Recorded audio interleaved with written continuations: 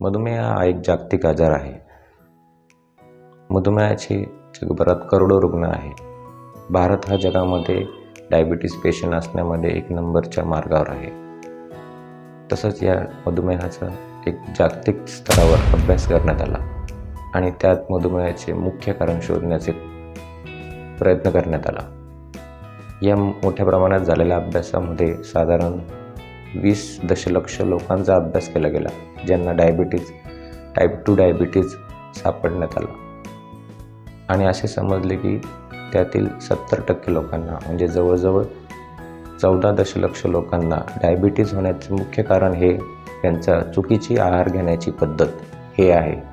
तसेच या अभ्यासामध्ये असे दिसून आले की साधारण 60% लोकांमध्ये ज्या अन्नपदार्थांमुळे प्रामुख्याने डायबिटीज होण्याची शक्यता वाढली, अशा 6 पदार्थांचा प्रामुख्याने या अभ्यासामध्ये उल्लेख करण्यात आला आणि ते 6 पदार्थ म्हणजे प्रक्रिया केलेले गव्हाचे किंवा तांदळाचे पीठ, प्रक्रिया केलेले मांस, प्रक्रिया न केलेले लाल कलरचे मांस म्हणजेच रेड मीट किंवा शीतपेय, फ्रूट ज्यूस आणि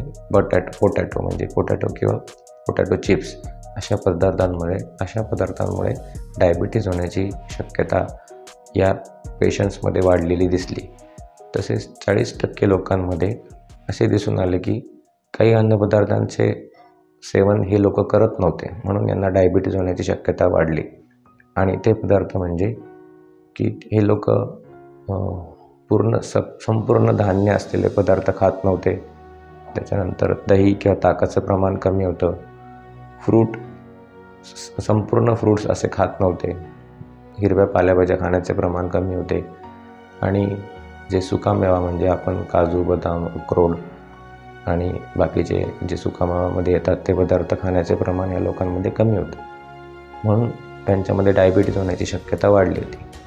तर हा जागतिक स्तरावर झालेला अभ्यास आपल्याला हे सुचवतो की आपण वरील सांगितलेले 6 पदार्थ टाळले पाहिजे आणि नंतर सांगितलेले जे 5 पदार्थ आहे ते आपल्या आहारामध्ये समाविष्ट केले पाहिजे, जेणेकरून आपल्याला डायबिटीज होण्याची शक्यता पुढच्या भविष्यामध्ये कमी होऊ शकते आणि पर्यायाने ती आपल्याला व आपल्या परिवाराला त्याच्यापासून वाचवू शकते।